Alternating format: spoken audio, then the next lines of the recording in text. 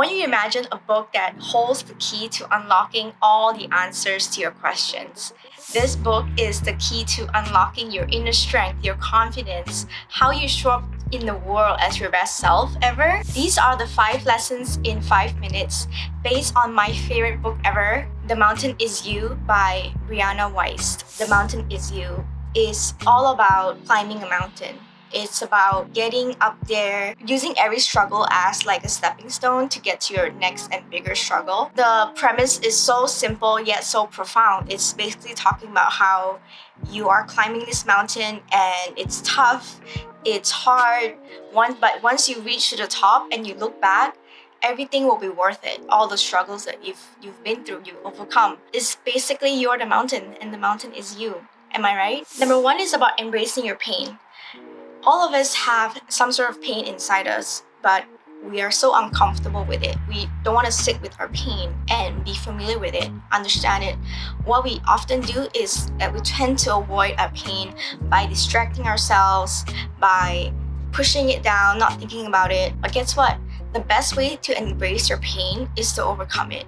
And how do you do that? By sitting with it, be comfortable with it, be familiar with your pain, because that's how you're gonna grow. At a time in my life where I was my worst self. Now in hindsight, thinking back, it was because I was trying to avoid some form of pain. And because of that, I was distracting myself by emotionally eating, by sleeping a lot.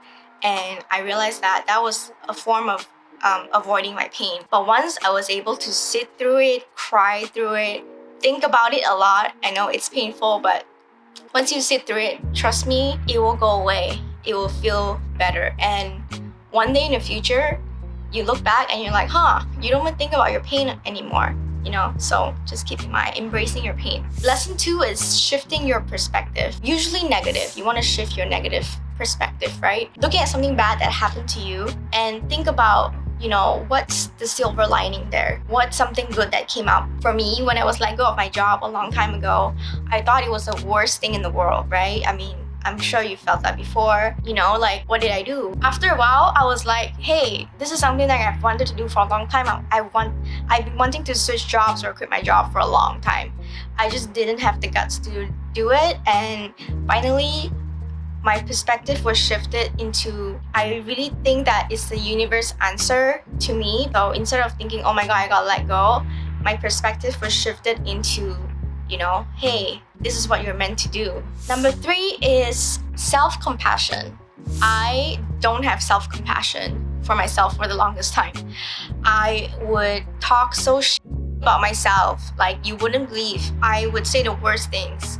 I still do some days, but now I catch it and I'm more aware of it. You have to be kinder to yourself.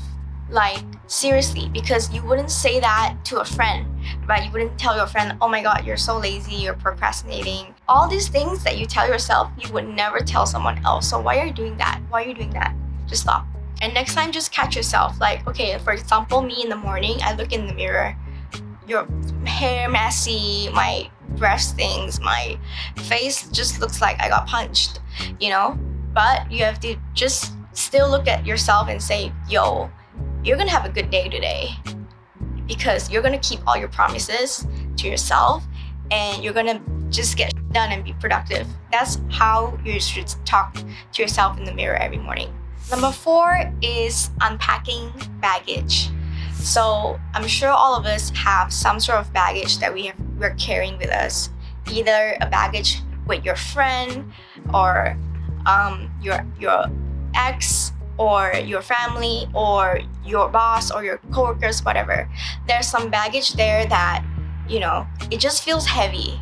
If you don't unpack the baggage, you have no space for souvenirs, girl. You have no space to put in new stuff. And trust me, the new stuff is nice, okay?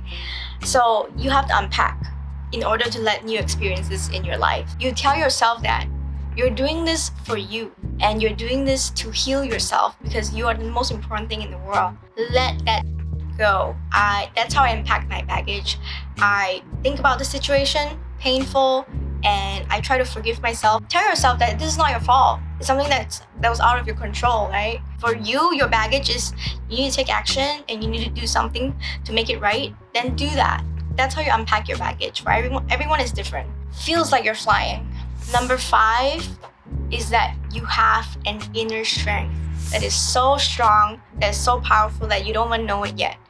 Your inner strength is there. You just need to unlock it with the right things, right? For some people, it's their purpose, their kids, your family, their parents.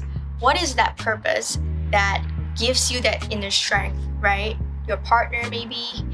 Something that you do usually is something that gives you the inner strength. For me, my example is that I am really doing this for myself. That's my inner strength.